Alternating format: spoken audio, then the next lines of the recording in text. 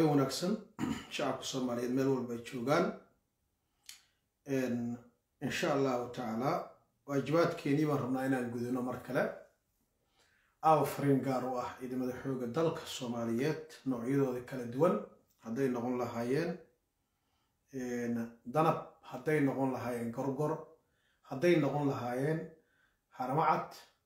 haday noqon lahaayeen hadduu ilaahay ku rooyahay nimanka la yiraahdo gaashaan iyo cid walbo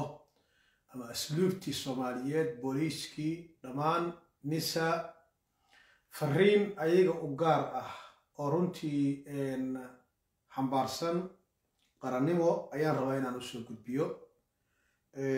wax badan baan ka hadalnay dawladda Soomaaliyeed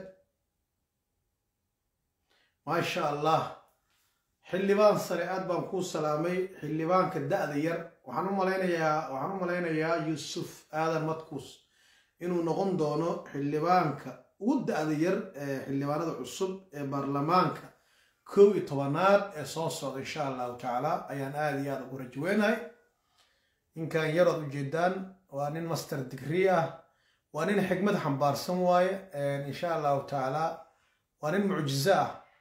marka maanta maalin aan ahayn baan ka hadli doonaa wuxuu yahay Yuusuf Aadan Madkuus oo ah musharax xildhibaan beel kamid ah beelaha Soomaaliyeed beeshaas runtii aad moodid beel duceysan marka insha Allah ta'ala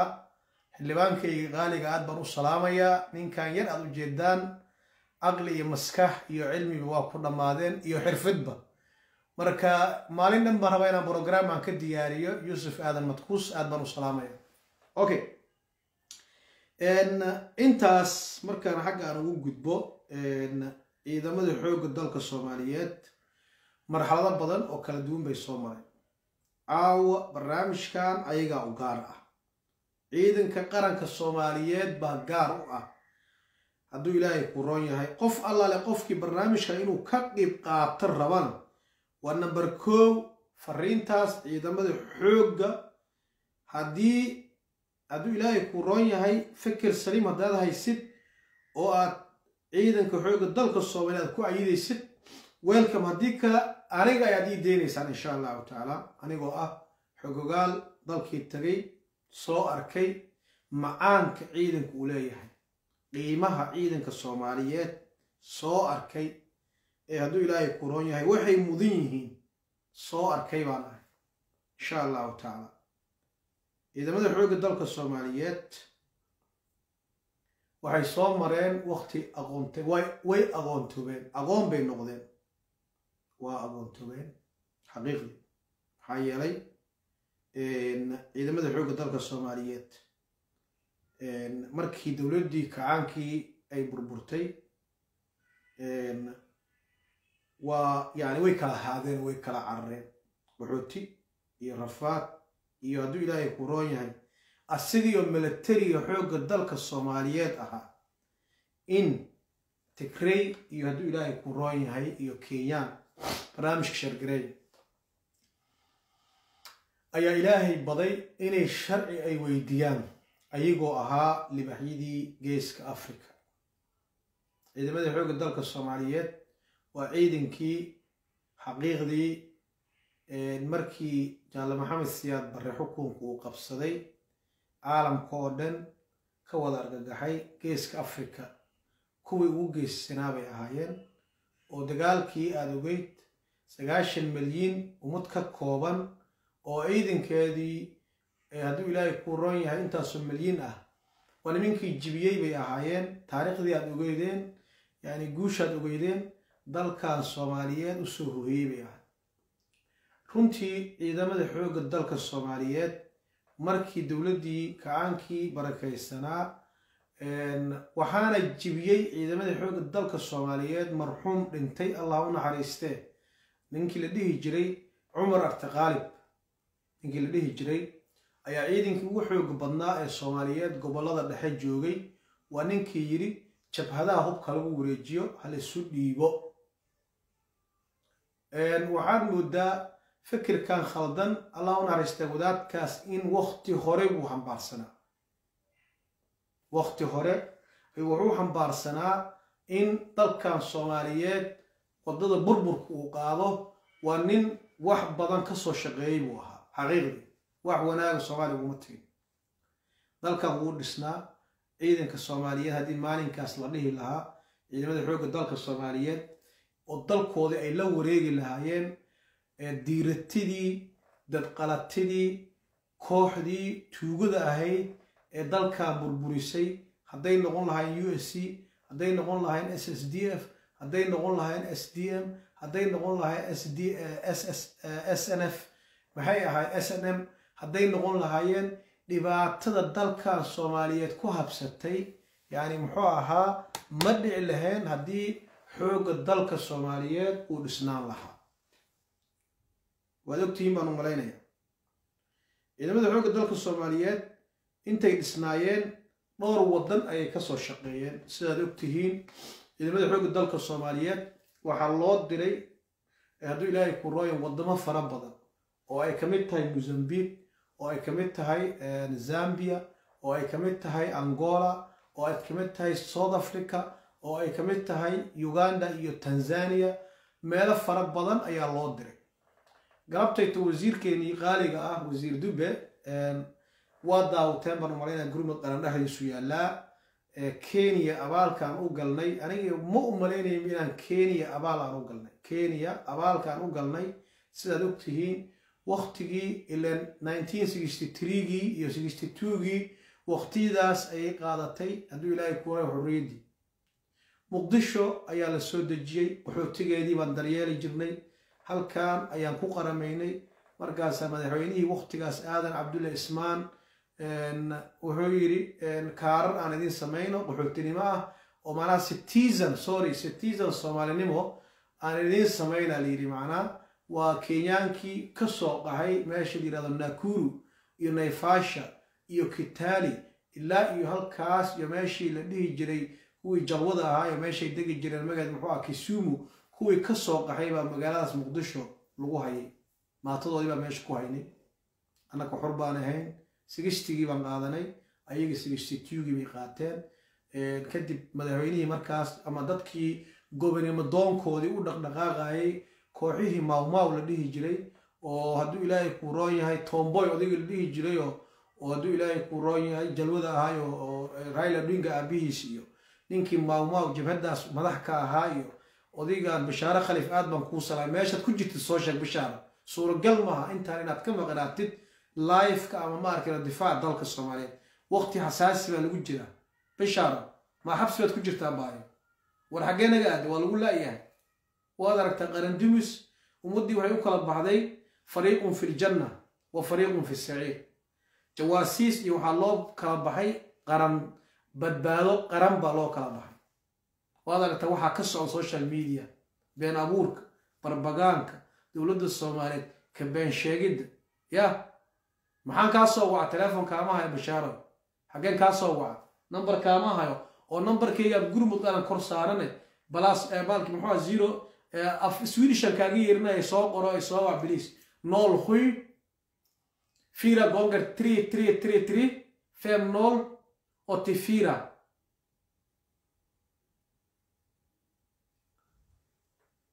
messenger kama soo wici karo aniga you can ring up till my listen about my 07 4 gonger 333 50 84 4 gonger 333 50 84 you can fishtur kan sheeg Bishaare Khaliif aad baan kugu baahanahay baayo qof loo baahan yahay ma tahay soo gal qadka insha Allah maalmahan waa lagu xiisay bilaayadii meeshii aad ka soo jeeday waad aragtaa waxa ka socdo imtixaan adduunyo ka jiro goboladii adiga aad ka soo jeeday maalin walbo waxaan ka maqalnaa waxaan yani aan dhagaa u wanaagsanayn ya salaamu calaykum hello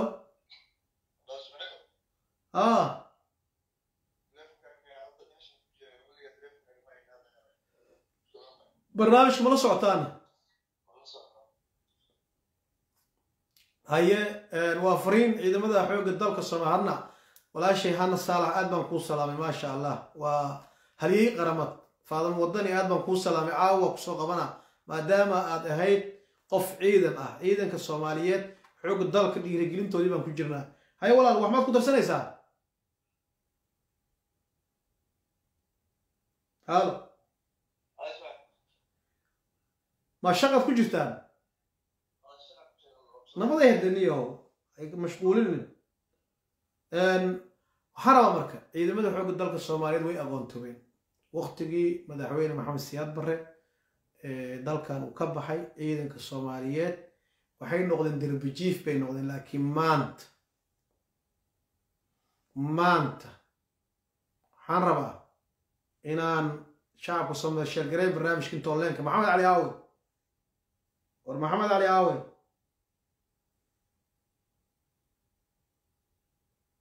maxaa jiran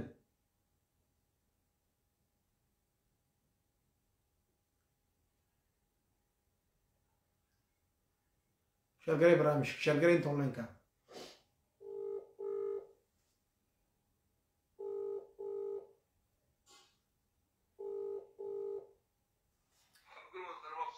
war barnaamijka sheergareyn iyahow meesha gurmud qaran difaaqana isku xireen sheergareyn barnaamijka okay fine markii ciidamada xoogga dalka soomaaliyeed maxamed siyaad bare kadib way aqoontoobeen waxaa ilaahay ku salladay waad aragteen dalkii waa burburay barakac baa dhacay waa la iscunay qabiil baa la noqday ciidankii asagoo yaaban dadkii dharkii intay tuutiya iska bedeleen hubkii ay dhiibeen ayaa hadduu ilaahay ku roon yahay ay ka soo hayaameen gobolladaas waqooyi baabuura la soo saaray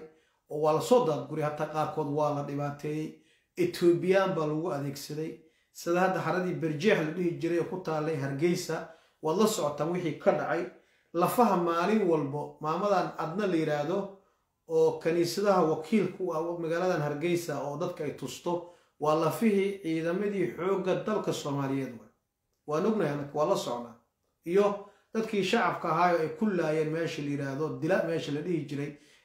walaalaha samaroon oo lagu xasuuqay ayagoo waxba galabsanin ma arkin hooyooyinkii iyo ardaydii iyo hadduu ilaahay kuu roon yahay odayaashii dhaqanka iyo hadduu ilaahay kuu roon yahay haweenkii iyo caruurtii oo birmageydada ahaa waayeladii iyo curyaamintii wax la dhaafay ma laha 760 qof ayaa bishaan oo kale February maalin madoobay u tahay maalintay ku arintay ama 4 February inay ahayd baan u maleynayaa 4 February waxaa ka dhacay xasuuq oo aan waxba loo reebin baa ka dhacay marka ciidamada xoogga dalka Soomaaliyeed meelaha laga xasuuqay waxaa kamid ah gobolladaas waqooyi baa kamid ah waa la xasuuqay waa la baabi'iyay dhib baa loo geystay sidoo kale waxaa dhacday sidaad la socotaan ciidamadii markii jabkaas dhacay qof walba magaaladiisu iska aaday qof kasto deegaanadii uu ka soo jeeday ayuu iska aaday dadku marka way kala baxeen qaarkood qabaa'iladii bay ku biireen qaarna waxay dhaheen anoo qaran usoo shaqeeyey qabiil dartiis inaan xabad u rido igama suurtoodo sharaf iyo karaamay ku dhinteen kuwaas ayaga ah sharaf iyo karaamo ayay ku dhinteen marka jahwareer baa dhacay waad ogtihiin baan u malaynayaa dowladdii maxamed siyaad barre markay meesha ka baxday ciidankii qaarkii waa la jabhadeeyey maarkano shacabkii waagii hore ay naftoodii ay ilaalin jireen oo la yidhi shacabka soomaaliyeed ilaaliya ayaa laga hor keenay inay laayaan ciidamadii soomaaliyeed waa laga dhex shaqaystay marka arrintaas ayada ah burburkaas intaas la eg waxaa waaye dowlado oo daris aan nahay ayaa arrintaas door muhiim ay ka qaateen ayagoo cabsi ka qabo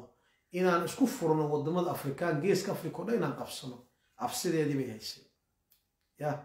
ay walba waxaa la yidhi naftiisu u dhafraa sooma ciidamada xoogga dalka soomaaliyeed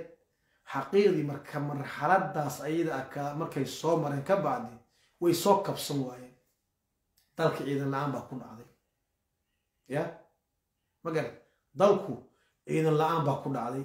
wata faadamo oo kale oo ciidanka kamid ah faadamo wadani oo kale oo ciidamadii xoogga dalka soomaaliyeed ay fay oo kale maantay wuxuuti waxay ka tahay waddanka Canada ya Calgary miya mas Alberta miya mas meelihii barafka badnaa ay maanta wuxuuti ku tahay ما قال وقويس أسكري أي أحد فهذا موضني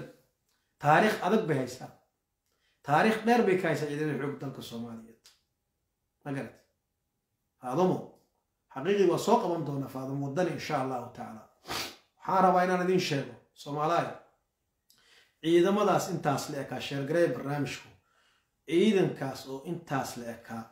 وحواي عدو صوماليات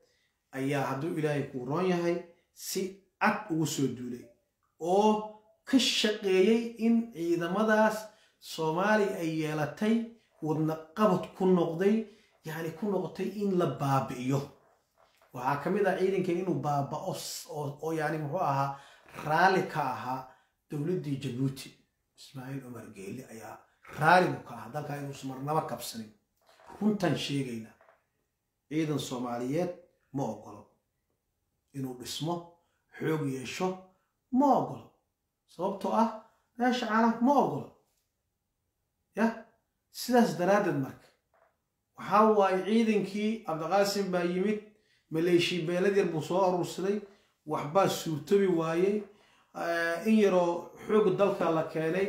waa tii yani muxuu ahaa gaajo dishay oo baahi darteed ay u kala carareen oo lagu soo xariiray lagu tawbaray garoonka meeshii daynili iyo meelahan tawbar loogu furay oo hadduu ilaahay ku roon yahay sidii bay haddana ay ku kala carareen ciidankii Cabdullaahi Yuusuf baa yimid in yar buu isu keenay intii yareeda isu keenayna waxay u badnaayeen beel gaar ahaaneed bay u badnaayeen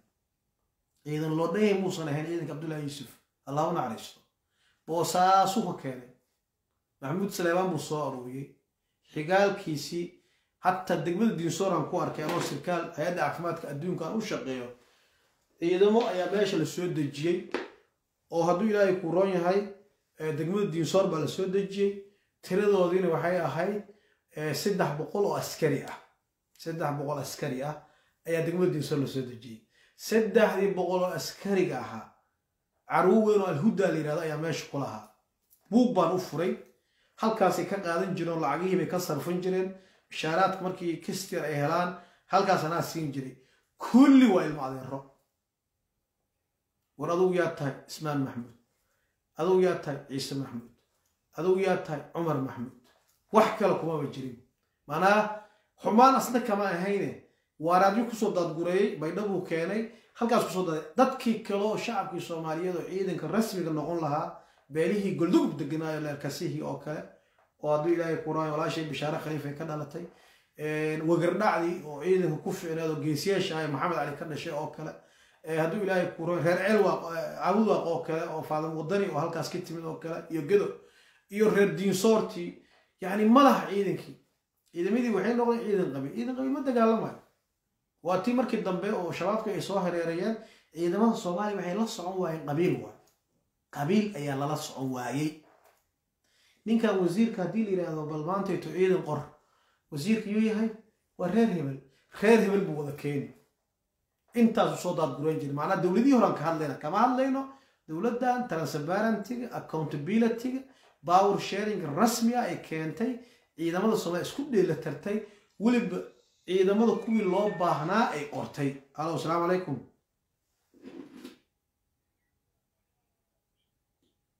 haye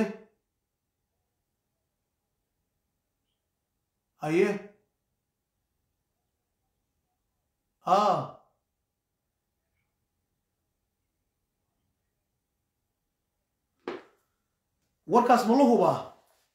warkaas waa loo joornaalkii ugu afka dheeraan waddanka soo qoray waxa uu tahay ninkaas oo naga tirsan annaga weliba sharciga qaxootiga haysto oo baarlamaanka Soomaaliya dhex fadhiyaan waa gar dacwadii ma waxa ku furay jaaliyada Soomaaliyeed Switzerland joornaalkaas sabab kale joornaalkaas dowladdu shaqeyn waayo oo ay leeyihiin qolada dowladda oo maanta intii ay yimid hello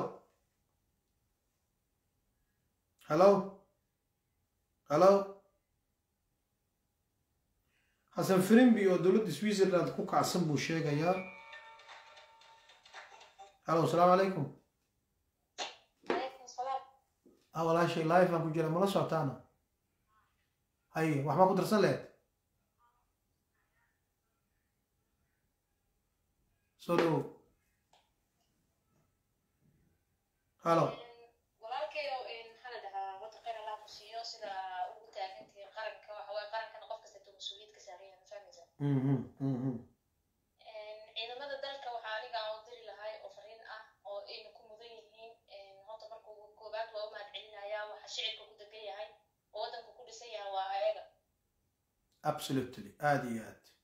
waddanna waxaa badbaadiyey dadka shicibkiisa shicibkana waxaa ka mid ah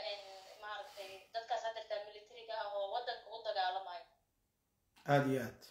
waddan kasteetana waxaa badbaadiyey dadkiisa maahan inay waddanka ay dad dana gaar leh ay danta waxay rabaan ay ka oofsadaan ma fahmaysa dhibka jir waxay tahay ciidamada waxaa laga yaabaa mushaarka ay qaataan inuu ka badan yahay xildhibaanka oo ku jiro aqalka cas in uu lacagta asaga u qaato oo ka badan yahay askariga wuxuu qaato haddana wuxuu ugu qanacsan yahay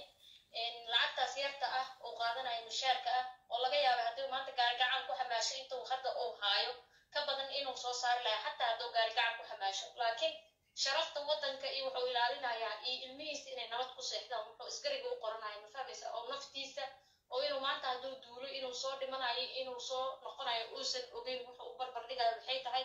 waddankiisa iyo maaragtay dadnimada waddankiisa inuu caddeeyo si fiican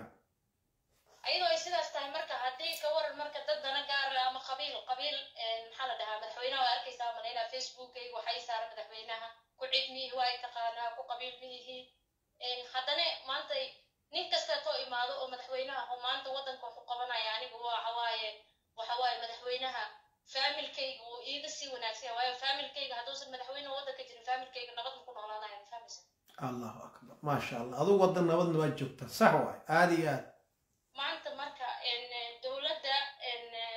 dadka oo maanta naftooda wiilka oo isgariga oo baahida dilayso oo faamilkiisa iyo ilmihiisa ka fogaaday oo laga yaabo inuu furunta ku jiro oo ilmihiisa laga yaabe haddeertaan xataa waxaa laga yaabaa waddanka dadku isku dhow yihiin laakiin waagii horet waxaa loo dhima jiray intaasoo sano uusan ilmihiisa iyo faamilkiisa uuna arki jirin waxaasoo u dhimanayeen waxay tahay dadnimo iyo waddankiisa iyo haddii uu ku dhinto xataa maanta inuu isagoo waddankiisa u jihaadayo oo cadow ka celinayo qofkaas wuu ka dhimay wuu ka fiican yahay mid qabiil ku dhinta ma fahamta oo nin dana gaara leh oo asaga ilmihiisii inuu watay dibadda geystay iskaga dhigaya xabadda ninka u dhimanayo waa nin doqon ahaan dhihi karaa aniga ma fahamta الله يعزك ولا شيء معنا أبد ما سنتي مرة إن شاء الله قران وحنقل الدونا إذا ما يحوق الدلك الصومالية ده هو أرورين دونه لكن إن شاء الله وقت جاي بنكو أدين دونا أبد ما سنتي في هذا موي ولا شيء معنا walaalkayga maxaa la dhahaa ciidamada dalka ciidamada dadkooda ha badbaadiyaan maxaa la dhahaa madaxweynihii oo turkiga urdul waxa badbaadiyey shicibkiisa iyo waxa badbaadiyey iyo waddankiisa dadka joogaa badbaadiyeen madaxweyne farmaajo maanta nin oo aniga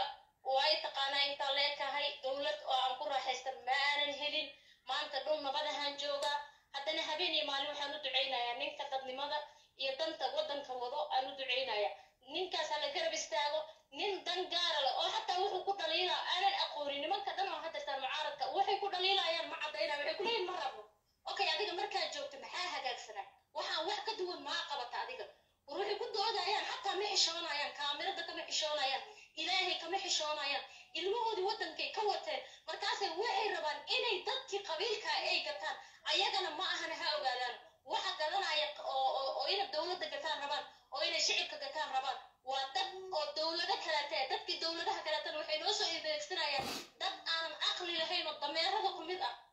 war ilaahay maana laga baqaynin war maana qabri la tegaynin waayo waddanka loo gubaya waayo in waddanka ilmaha laga dhoofsaday masaakiinta ilmaha loo gubaya ninka isgariga asaa furunta ku dhimanaya asaa cunugiisa mataca guriga ugu tagaya haddoo dhintana waa dameer dhintay haddoo dhaawacmana cid bili aadanaba u tagayso oo daaweynayso ma jirto meeshay uga tagaan hadduu ina adeerkiisa iyo xataa wallaahi dantiisoo wata kan kula dhasha hadduu biri aa dhaawacantiduu siyaasi uu yahay wuu ku gabanaya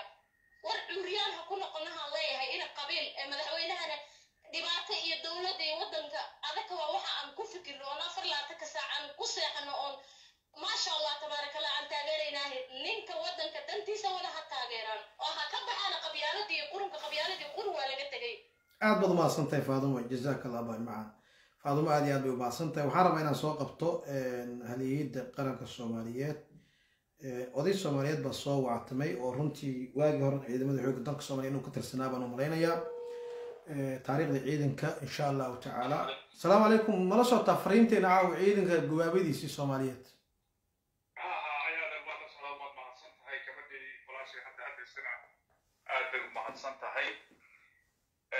وانا سو دويننا فريسيكا هدي لو سمية عيدة مدى عربنا كوهريان هاي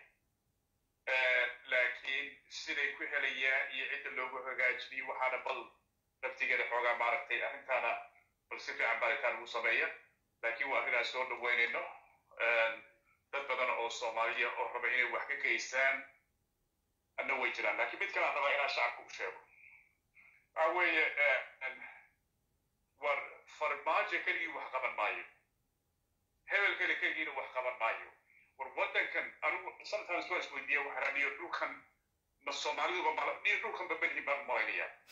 war waxa weeye waxaad arkaysaa waxa socda iyo falqalada iyo dhibka ay nimankani ku hayaan qaranka iyo shacabka Soomaaliyeed markaas waxaad sii arkaysaa kuwa inta Facebook ay soo fariistaan taageeraya oo Axmed Madoobe xabad ku tumaya oo nimankii Shariif Gariigan kale qoslay xabad ku tumaya oo iyo la yaani waa markaas waxa isleedahay dadkani bay waalihi waxba ka siiya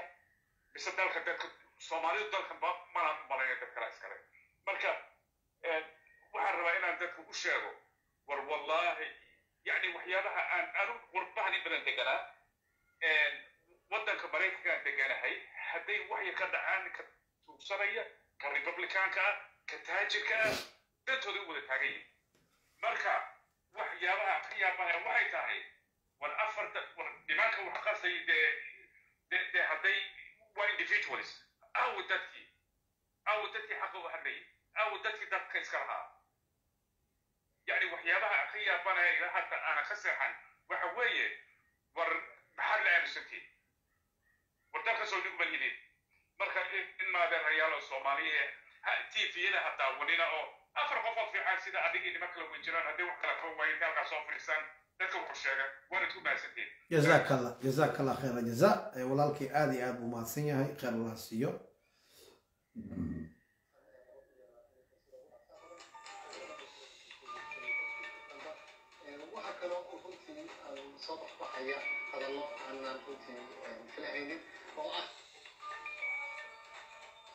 سمسم السلام عليكم.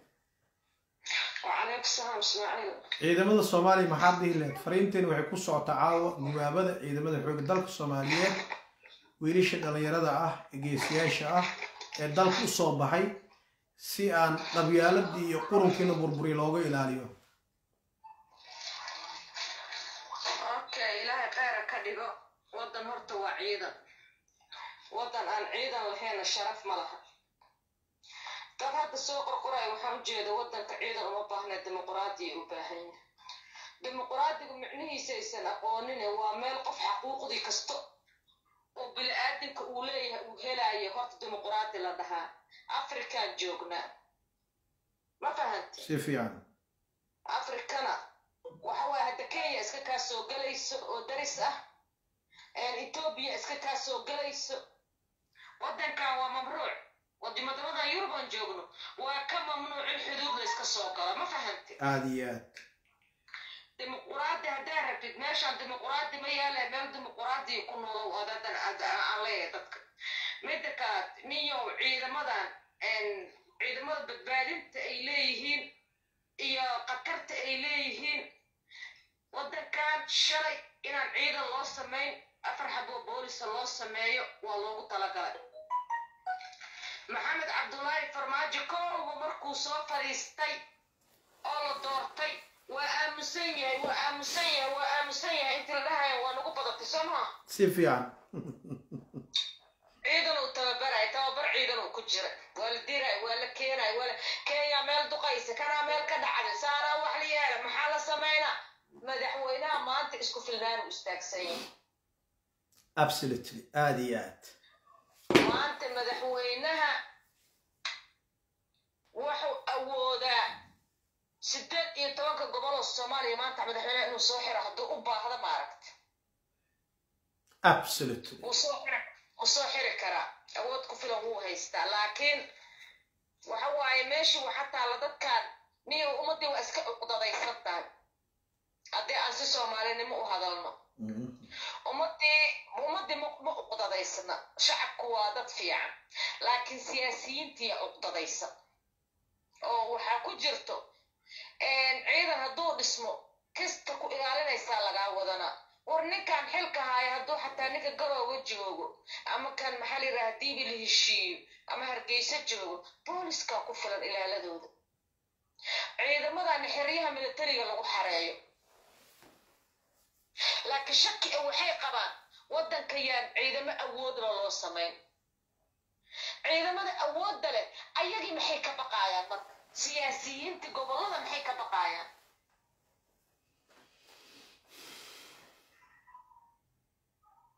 waxay ka baqayaan waxay tahay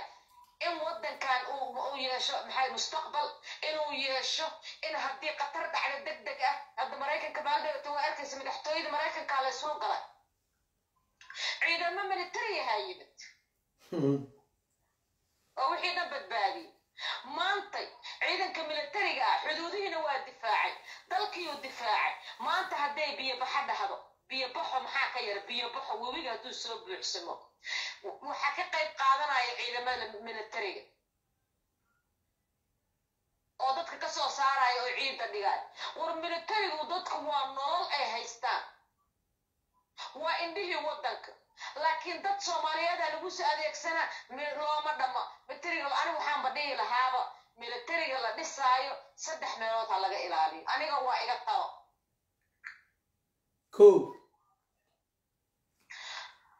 والله أنا ما أنت هدي أنا تلقي إذا لقي سنة يهيجو يأرجان هلا إلى على عيدم كقرنك أرتع إذا يرى بدن وكاس وكم بقطع هذا نور إيه محلي هذا طبعا كنا بتل الجوك تضل يرضوا معها عيدم هذا ولا توبر ولا قرمين هدي كم سمان لنجونا ولا قرمين ما فهمت عادي لكن أسد عفو هوية iyo majarteen yani isaaxa laga wareejiyo xilalka sare oo adiga aad u dhalatay isaaq markaasaad leedahay oo aniga u dhashayo mirifaan qabnaa hal maroo la xanaaqaa lagu firay ma fahant ciidamada weliba aniga waxaan dhihi lahaa dowladdan haddii talo layga yeelaayo dowladda waa in laga madax banaaneeyaa ciidamadan waa in ciidamadan gaashaandhig goonidooda dalka wax kastoo ku dhaco aysan madaxweyne xataa ka amar qaadanaa raboon lahaa oo wasaaradda gaashaandhigga goonideedaba u ahaatay qorshaheeda iska wadato marka in loo badiyo dadkan kale Soomaaliyeed oo markii laga reebo hawiyo dhan lama dhihi kare habar gidir iyo abgaal iyo isaaq iyo majeerteen in laga yareeyo Soomaa shakore ay ka shacabku hadii lagu soo daraayo ma sheegin dhalinyarada ma hadii idinka aniga waxaan baqaba in jireer loo badiyo beelaha jireer weyne ma garata may jireer loo badiyo jireer loo badiyo cid kasta loo badiyo xaq ama jireer ha ahaado ama jireer ha ahaado wadanka xaqa waxa waaye muwaadin kasta wadanka xaq uu ku leeyahay ma fahamtid waxaas baabi'in kara waxay tahay niyo daddan oday dhanba inaan bixin loo dhiibo dhalinyarada xiliska lagu wareejiyo dhalinyarada ma aragta ma bukaan dhalinyarada madaxweynaha waxaan ka codsan lahayn inuu wasaaradda gaashaandhigga dowladba aysan ka magac hadday dowladu tagto ama mid kala imaato ma aragta qorshe u gooniya wasaaradda gaashaandhigga in la siiyo ciidamadeeda ay ku qorato ay ku tababarto xerooyin waaweyn loo sameeyo maalintii uu dhacayo dagaal xuduudeedka ama maalintii khatar wadanka soo gashay inuu ciidamadaas ay kaydka ka soo baxaan oo ciidan kayd ku jira inay noqdaan xuduudaha ilaaliyo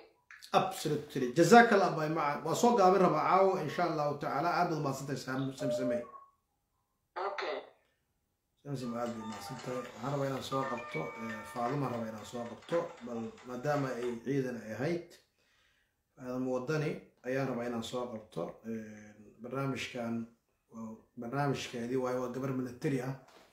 oo saaran taliyaha guud ee ciidamada dalka Soomaaliyeed sawirkiisa u saaran wada aragtaan baan malaynayaa haddaysan shaqo ku jirin waayo هذا wadani ay ku jirtaa qadka faaduma ma hadli kartaa ma soo shaqaynayso abbaay maya ma shaqaynayo maanta waa hadli karaa waa ila socda waad la socotaa hade caaw barnaamijka adaa iskale bal daqiiqateen insha allahu tacaala fariintaad gaarsiinaysid ciidamada xoogga dalka soomaaliyeed ciidankaagii waagaad ciidanka ahayd qaabkaad u dhaqmi jirteen dishibiliinka sida qabyaalada isaga ilaalin jirteen iyo wax walba bal ciidankaagii oo dhalinyaro u badan oo danab leh oo gorgor leh oo hadduu ilaahay haramo cas leh cid walba leh oo asluub leh maxaa caaw kula dardaarmaysaa oo bad iyo beri leh cir iyo dhul أعوذ بالله من الشيطان الرجيم بسم الله الرحمن الرحيم برضه قرمة قرن آد بقو سلامة يا حلبانك قالي وقو سلامة يا سمسم الجناصر وسلامة يا هذا قبلها إني ومشان آد وقبل حنا ونك هي آد سلامة يا بشارة قليل هداي هاي الحاجات كبعض بشارة قليل بداية الله يقول كترتا meel bay joogtaa aan network badan aad u lahayn laakiin maalin walba way ku jirtaa maalin kaste way ku jirtaa laakiin oo aniga ma arkay live-keeda waagor waa soo gaari jiray intay blog baa liga saaray maya blog laguma saarin annaga dhanba ma helno laakiin qof unbaa marka iyada adhihi maanta bishaara hadlayso markaasuu waa lasoo sheergareen aduu marka videoyada la baarayo kale dad badanoo waxaa jira aan ku helin laakiin somehow markuu ku baaro hadda ayaa dhaxdaas waxaa furantay facebook xogaa kaa hallaabay ku kale miyaa isu bedesha ma aqaano qofku markuu afrika aado si unbuu wuxuu noqonaya disconnected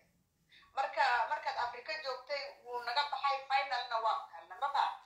video ah markaasna following baa ma taabana markuu internetka isbedelay aad bay ku bishaara khaliif aad bay ku salaamaysaa loofay ku daadanaysaa waa gartay ku soc I love her so much aad baan u salaamayaa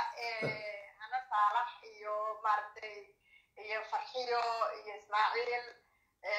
my lovely bishaaro waa salaamaya dhammaantiin xildhibaankayga dhaaftuu dhiman tahayna waa salaamaya intaasoo dhan waa wada xildhibaanada firimid bedeli doono aad baan usoo dhaweynayaa maasha allah tabaaraka allah intaa markaan uga baxo horta waxaan rabaa kow hadduu alla idmo oo ilaahay ii qadaro inaan hambalyo u diro ciidanka badda insha allah oo maanta sanad guuridoodii la joogo hambalyaan leeyahay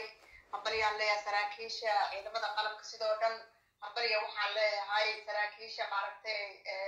iyo dableyda iyo macal xaasiskooda iyo caruurtooda waxaan leeyahay ciidamada badda baan leeyahay jiro joogaan leeyahay waxa weeye meel walba oo joogno waa la dirnaa waanu ku faraxnaa aragtidiina waa noo abshir maqalkiina waa noo abshir adduunka waxaan arka ismaaciilow oo adduunka iga hor imaado runtii xaqiiqda waxaan ugu jecelahay ciidamada ugu jecelahay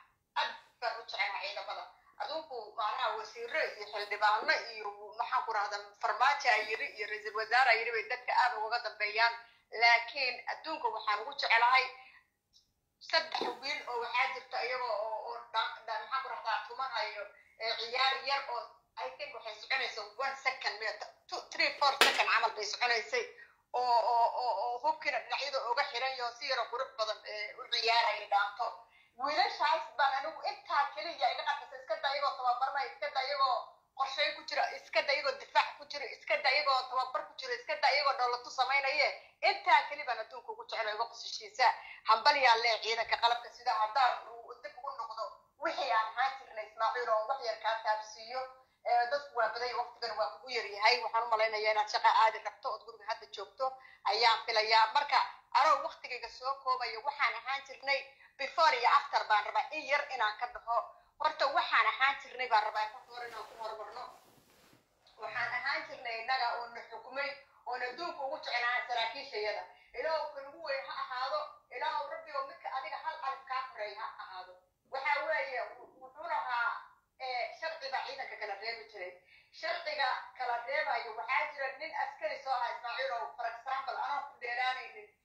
aan weligiis 3 alif la dhaafin laakiin laga yaabo dhowr iyo 10 sano inuu askari soo aha ilaahay qadartiis ninka waxaa laga yaabaa inuu hawlkar ahaa waxaa laga yaabaa wadanka qaahar inuu ahaa waxaa laga yaabaa meelo badan in loo bedelay laakiin bahasha la yidhaahda jagada wuxuu ahaa maaragtay hadiyad hadu ahaa ilaahay qofka siduu ugu qadaro ayaa loo heli jira marka qofkaas waxaa lagu ixtiraami jira oo ninka sargaalku asaga ka sarreeya uu ku ixtiraami jiray si yeerka uu yahay iyo intuu ciidanka kusoo jiray yaa lagu ixtiraami jira hadda uga qow labadan nin midna waa laba alif le midna waxaa laga yaabaa inuu yahay kabtan buuxo oo xidigle inuu yahaa laga yaabaa bale ninkii saddex xidiglaha ahaa wuxuu siiyey salaanti haddana isagu rasbaktigu sinaya waxay tahay ninkaan dhowr iyo 10 sano askariga soo ahaa bal fiiri in badan wuxuu caqli ahaanna wuuga koreeyaa ciidan ahaan iyo macnaha maaragta taatika ahaan iyo cimriga ilaahay uu siiyey iyo aqoonta uu leeyahay iyo siyeednimada uu ka leeyahay uu ku ixtiraamayo mafaan annagu weygaasaan soo maray iska badaa haddii inta ka korayso marka waxaan soo dhigay qoraal ka hadlaya ayaantii soomaalida qoraal ma akhrisatay oo raahday hadda aad u dhegaysataa eletrea ciidan saan la yeelay iyo maxaa ku rahadaa dadkii doontii waday ay ka jabtay oo maarta badda kusoo caarisay hawlo ay sii daynayeen islaamo qaybinayo waxaan arki jirna oon usoo joogna oon xaadir u ahayn oon macnaha ka tirsanayn ama maxaa ku rahadaa markaan yaraynan ciidankaana ku beerna maqli jirna hebel wuu dhinta hebel wuu dhaawacma hebel waa lala yahay askarigaan sidii shalow askari u qortay waa la waayay wuu dhaawacmo wuu jajaba cid ka waranta male sida loo socdaa waxaa la helayaa ninkii inuu dhintay warqad ah waxaa la siin jiray dowladdu waxay bixin jirtay xaq bay waalidkiisa intay ahaataba waqtigaa xaq uu lahaa qofka baa la siin jiray guryay ku dhisan jireen xoolay ku samaysan jireen xaq bay baa la siin jiray caruurihiisa agoonta ah waa la xarayn jiray kuwii fogna halka iyadaa lagu ogaan jiray male hadda nin askari qortay askariga isagaa markii la qorahayo waxaa laga qorahayaa inuu dhiman karo inuu dhaawacmi karo inuu tababarka laftigiisa bay ku dhammaadaan fiiri baarashuud bay kaga soo degaysaa hadduu kuu fakado oo si xun aad u furto waad dhimanaysaa bale waxaa laga yaabaa adoo maxaa ku dhaha qaalma roganhayo horta inaad u hormarto way ku jabaysaa balalaasi baad noqonaysaa haddaad ka kacadi haddaad dhimato gaaribaad adoo isagoo socdo yaa albaabada loo furaya waad ka degaysaa hortaad ka jabi kartaa dhabarkaad ka jabi xunguleydaad ka jabi kartaa bal adigu dadkan soomaalida oo maskaxiya u jiran dad waaweyn oo aniga faadumaa maanta ilada ah oo waxaad arkaysaa askarigii ku dhegan oo saanaa la yiri intaa la geey maxaa kaa galay ninkaan askari maanta anigu wiilasha aan dhalay allaha daayiye oo meelay joogaan ba allaha daayiye hadday askar qabtaan waxa ay daba dhigay maxay wayaa islaam aan leeyahay waxaan soomaali la leeyahay ilaahay baa igu ogba garnay markay dowladnimada baranayaan askariga gacanta kuguma jiro hisnad iyo keed carruurtaada ma askari hadduu noqday waa qaran weeye ninkaa madaxweynaha iyo asagaba waa qaran wiilkaagi ma wuu ka baxay wiilkaagii daftaada wuu ka baxay ninkaa anigu markaan askariyada aha hooyada uma xisaabtanayn gabdhaheeda kale xisaabsan jir mafaan صح subaxdii aroorti baan tuuto xiran jirta mana waalidkayga maanta aniga isoo dhoofiyo oo halkaa i keenay ama tababarka ii soo diray ama maxaa ku raha horumarka iyo aniga sharafta ii soo diray ama maxaa ku rahdaa horumarkayga iyo sharaftayda soomaaliya ku hayay waxa aan ka shaqayn jiro subaxdii aroorti ka lihi jiray 3 shifti baan geli jiray no one know hal xad bay ogaayeen ilkaan taarwadaha ee taarka garbaha koodi basay ogaayeen wax kale mays ogeen hooyooyinka soomaaliya joogo adeer wiilkaaga askari haddoo noqdo wax ku daba dhigay ma jirto asagaa iskeenay saxiix baa laga qaadayaa hadduu dhinto hadduu dhaawacmo hadduu lugta ka jabo midna dowladda dambe inaynan lahayn qarannimuuna u dhimanaya yaa qaranka daafacayo maanta haddaan noqdo wallaahi oo bilaa utullahi saa usii socdo xadiiska ku shaqayn jiray baan tagaya mana soo noqonaya carruurtayda maalin walba waxay dhahan hooye hadday tagto soo noqon mayso because success bay ku noqoto soomaaliya you know why wallahi tuutahaydiyo sidiisii abaan xirinaya waan koriyey waa wada qaangaar haysta bareeno qofna uma maqan aniga iyo qarankaygaa ma maqan maanta qori baan qaadi karaa xoog weli waa xoogan haddaad leedihiin waa habar holoshay jirkaygaa yaan adkeeyey isma iloowin adeer sokor iyo maaragtay macmacaan daan meel fariistay isma iloowin jim baan galaa waan iska shaqeeyaa jirkayga ku dhisay allahu akbar allahu akbar yaan waxaa idiin sheegaya askariga hadduu qorto askari wiilka soomaaliga ah oo soomaaliyeed intuu gurigaaga ku jiro waxaa la yiri soomaali waxay ku mahmaada ismaaciil afka intuu hadalkaaga afkaaga intuu ku jiro buu amaano leeyahay mar hadduu baxo waa kugu amaano wax la yiraahdo ma jiraan si kale haddaad ii sheegato qodobka waa kugu amaano adeer amaano kuma ah aad iyo aad askarigu wiilkaaga wuxuu yahay askariga intuu sob qoran yuu wiilkaaga yahay maalinkuu saxiixo qalinka ku duugo oo faylka loo furo oo lambarka loo sameeyo oo suulka laga qaado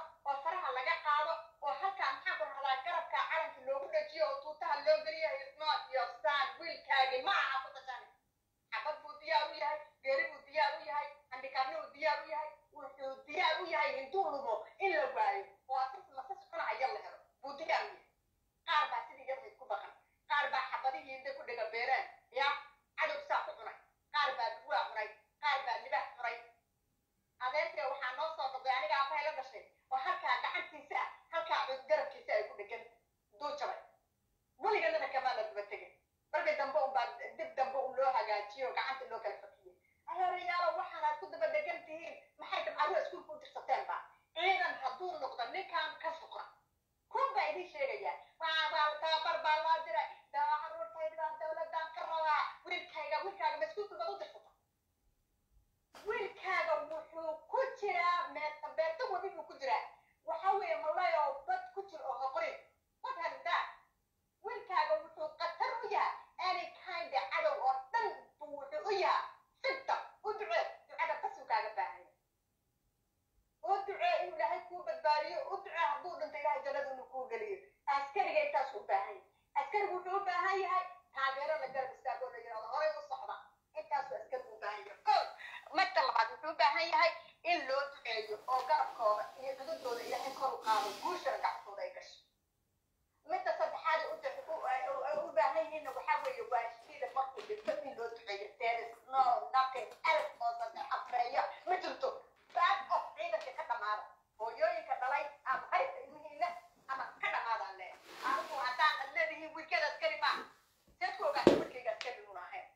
seed ku ogaata inuu ku dhintay yahay ka dhamaada ciidanka waad og tahay anigu waddankaa joogo wiilashooda afghanistan iyo ciraaq markay kusoo dhintaan calankii baa loo keenay sawirkiisii oo saa iskugu laaban oo hadiyad ahaan loo keena adeerow macaano waddanka inuu noqdo wadamadaad kusoo qaxaysaan oo maxaa ku dhahdaa leedihiin ilaw soomaali qaxa ka tirada hanaba qaadee adeer wiilkoodu markuu dhinta calankii buluugka ahay oo kale sawirkiisa lagu soo laabo ayaa hadiyad loogu keena taasay ku ogaataa wiilkeedu inuu dhintay halkaasay tirahdaa he is my hero halkaas ubax bay ku dhegsataa maalinkuu dhintay maalinkiisa kale maxaa idiin diiday midda iyada maxaa idiin diiday inaad ducaysaan maxaa idiin diiday inaad roob doontaan maxaa idiin diiday quraan akhristaan maxaa idiin diiday cadowga gudihiina ku jiro inuu ilaahay idinka qaado maxaa ku diideen inaad maxaa ku rahdaa banaanada soo istaagtaan oo idinkaas baaxda ilaahay tugtaan inuu ilaahay al-shabaab cudur degdeg ah oo eber uu ka dhigo daawadiisa dhawaa ilaahay inuu kudo maxaa ku diideen kuwa maxaa ku rahdaa meelaha ku shirshirahayo oo 29 meher lagu qabo oo xaaraanta ah oo qurunka ah oo dulliga ah oo madax soo noqday iyo kuwa la xadi jiray iyo kuwa gabdhaha salku cuni jiray iyo kuwa wada maxalka ka wada da'ahayo oo wada qoyada sidooda wada qoyadoo beebarada wada qabo inaad habaartaan oo tirahdaan ilaahay oo adaankaaga dacwooneen naga qabo maxaad u diideen inaad ku ducaysataan darinta inaad gurigaaga hortiisa ley aan marig ay kuugu taalood ku jiibsataan oo maxaa ku rahdaa wiilashiina dad allaysaan aad ku sadboontisaan markay aroosahayaan baabuurka cadcadoo qurqurxa ku dawxida maxaa ku diideen meeshaa guriga hooriga ah iyo guriga carishka ku jira inaad beero dhindheertisataan oo la idin qodo meelaha maxaad ku ogolaateen wiilkiina dulanka ku jiro oo xaraashka ku jira oo dadka laynhayo oo dadka xasuuqhayo inaad ku allasan cod ku doorateen maxaa ku doorateen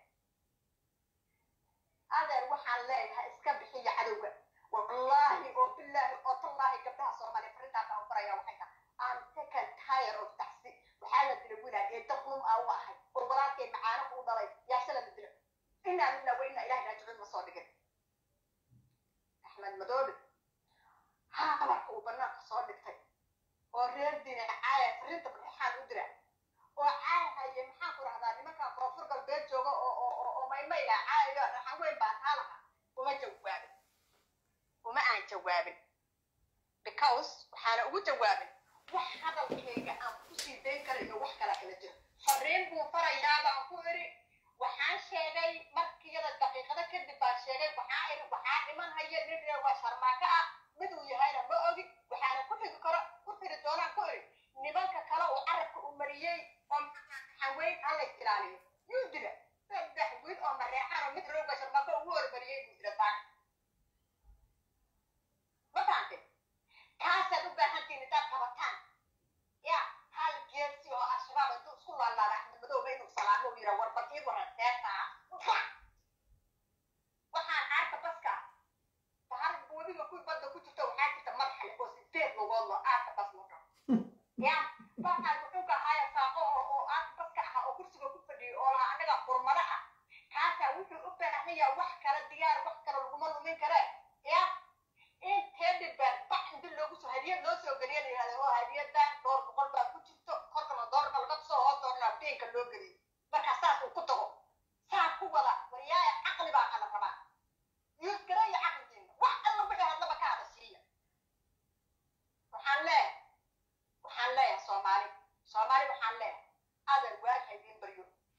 maantan afmadow buu ku dilay wiilkii oo asagana reer geda ah oo reer xasan ama garad waan ogahay wiil baa badda laga tuuray mid baa madow lagu dilay kuraaka tagsiiru ahaa kan tagsiilaha walaalkay baa dhalay cabdikaafi baa waxaan idiin sheegayaa uga baxayaa ciidanka qalabka sida faraha kala baxa haddaad dhashay iyo hadduu kula dhashay iyo hadduu kuu dhaxay living alone wuxuu kaaga baahan yahay guubaabo wuxuu kaaga baahan yahay garab istaag wuxuu kaaga baahan yahay caawin aad ku caawisa cadowga ku soo socda meesha uu taagan yahay wuxuu u baahan yahay meeshaa fallaar baa kuu taalo wuxuu u baahan yahay qodax baa halkaa ku duugan wuxuu u baahan yahay shibir baa halkaa taagan wuxuu u baahan yahay caws baa halkaa daqaadsan wuxuu u baahan yahay duco they are hero hadday dhintaanna sannadaa bannaanka u taallo hadday nool yihiinna cizo iyo sharaf yaan hayaa noolaada baan lee ciidanka qalabka sido macal dableyda macal caruurtooda hambal yaan lee meel alle meelaad joogtaan garabkiidana adna noolow abbaay macan adigana noolow aadna waa idin salaamaya waa mahadsantahay walaashay macan walaashay faadama aad iyo aad bay u mahadsan tahay barnaamijkayga waxaan rabaa inaan kusoo gabagabeeyo ciidamada xoogga dalka soomaaliyeed way dhinteene hadday soo noolaadeen aqoon bay ahaayeen hadday aabahadeen aabbahoodii waxa waaye maxamed cabdullaahi maxamed farmaajo qarankiini qabiil ha ku dooranin qarankiini heybadda aad leedihiin in askari keeyaan intuu ku istaajiyo la takataan buluusha ku yiraahdo abadan ha dooranin askari tigri ah inuu hadduu ilaahay ku roon yahay halow qaranbiloy calaykum salaam baay ciidamada uu hambalyeynaysaa miyaa muxuu ahaa sanad guurada ciidanka badda soomaaliya maya ciidanka oo dhan baan gubaabinayaa fariin oo runtii aan ugu talagalay ciidamada xoog dalka ayaan gudbinaya caawimo garad horta dal aan ciidan lahayn oo weliba qaaradda africa ku yaala waxay la tahay qarannimadiisa dhan baaba shaki ku jirta aad iyo aad waa la iska maamulanayaa waxa weeyaan waa maatidaas sidii la doono laga yeelo 30 sano waxaan u ahayn ciidan qaran la-aantiis waaye maasha allah baan leeyahay madaxda maanta noo joogta oo maxaan kuu sheegay tiimka nabad iyo nolol madaxweyne farmaajo xafidullah ilaahay subxaanahu wa tacaala cimrigiisa ha raajiyo camal wanaagsan iyo maxaan kuu sheegaye allaha noo xifdiyo camal wanaagsanna allaha siiyo aakhirana جنة الفردوس العلا بان إلهي أقبرنا الدنيا وحن أقبرنا إنه كذي تاريخ ميل في عمبو بكت جلي ميل بقول سنة ضد عرور تصور دلنا دون تحتها سكولة ده يكون دكتور إنه نقضى أوكي إلهي شم بكرنا نصو ترويه الرباط ودن أقبحنا إلهي كبري إنا محمد الأمين نهرت مدحوين فرماجو إذا كأود السيء إسماعيلو aniga waxaan kula wadaagaya qasayar oo yaab leh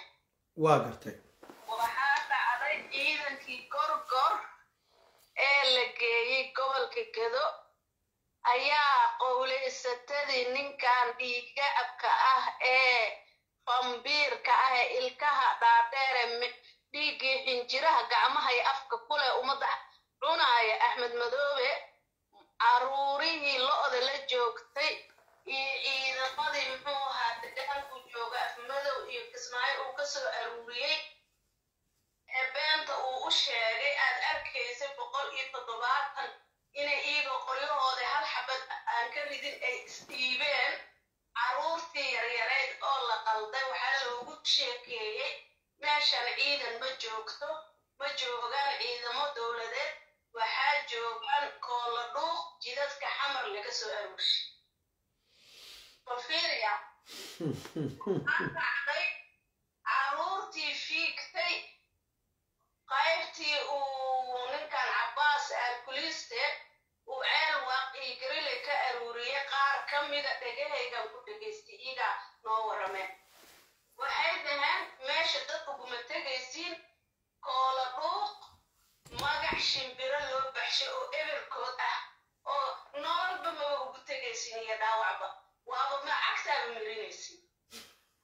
waxay dhaheen anaga ordayna qaarkood waxay dhaheen qoryaha sida loo rido ma aqoonin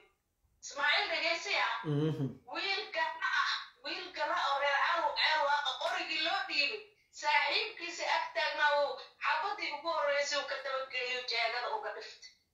inaa lillahi kii asaga la socday buu dilay markaasaa dadkii kula socdaaba dilaysaa qoragii laga qaado ma fahmaysaa jabka meesha ka dhacaad yaabaysaa wiilashii waxay dhaheen meeshii koola dhuqaaba jooga aad ereyaysiin iyo wixii loo aqriyay iyo balaayada lagu guray waxaana meesha loo waday wax la qasbay iyo wax loogu sheekeeyey qoryaa laydin siinayaa hubaa laydin siinayaa ayagana hubkaa iska soo qaataa daarabteed iska gata oo lacag aa ka dhigatiinayba islahaayeen caruuraha qaarkood waxaa dhacday ciidamadan waa ciidamo tababar naata qaba hubka meesha baabuur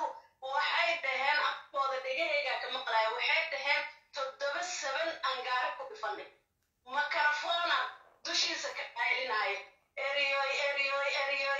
qoryaha dhiga eriyoy war macalinkiina buluugaha kusoo ridaysan xabada eriyoy qoryaha dhiga baabuurka xabad yar iska daaya 7ka iyo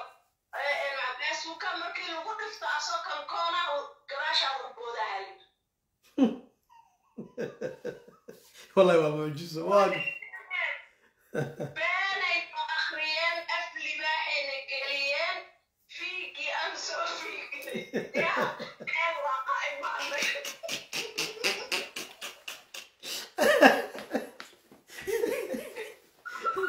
والله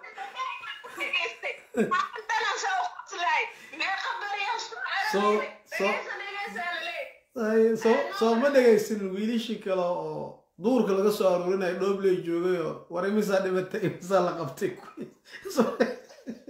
waa garta horta waa mare xaqiiqada meesha taala looma sheegin nimankii meesha deganaa oo degaanka lahaana way u baqa guureen magaalada intay u istaageenay soo daba mareen kuwaana allaha la yiri ciyaalkoo la dhuuq ah oo la soo aruurshay waaye waaba bes muxuu ahaa waa ku luqluqanaysiin laakiin waa loo aamusa waxaa la yidhi waa habeena waaga ha baryo waagu markuu baryo waxayna soo galay dhaheen wax baabuur waaweyn oo qafilan waxayna markaasaa kii 7 haysta wuxuu damcayaa ha ku dhifto markuu ku dhiftay hal gaari waxaan ka tirinay 7 lagu dhiftay mid walba banooni darbi lagu dhiftay dib ma u boodaayo lama galaayo yidhi xabadda waxuu yidhi dowlad weynaa lanala aroorta nalaga jaayo qoryo tuurne waa cararna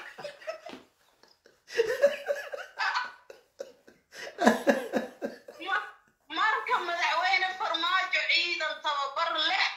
iyo ciidan maanta soomaali dowladnimo aan ku faano uu dhisay madaxiisa allaha raajiyo cimrigiisa allaha raajiyo cadowgiisa iyo xasadka cagta hoosteeda allaha geliyo ilaahay waxaan ka baryayaa shisheeyaha kiiniya iyo wax la mid ah guul darro inuu ilaahay bado ciidanka qarankana guul sabab kasta oo aan ciidankan wax ku tari karnayn waa inaan u samaynaa eritreeyaan maa ka xunnahay qof walba eritreeyaan $50 ah ugu yar ay dalkooda ay ku bixiyaan u dira aad iyo aad anay daris leeyihiin abaay sax waay aad iyo aad maadna waxaan u samaynaynaa ayagana caruur lagama qaato safaaradooda u timaada ilmo lagama qaato soomaaliya ilmihiina maalin walba la qaadanayo kan xabsiga ku jira waxa uga baxaysiin ciidanka iyo dowladnimadiina oo taageertiin oo safaarado laydin soo diray iskandareefinka caruurka lagu dhameeyey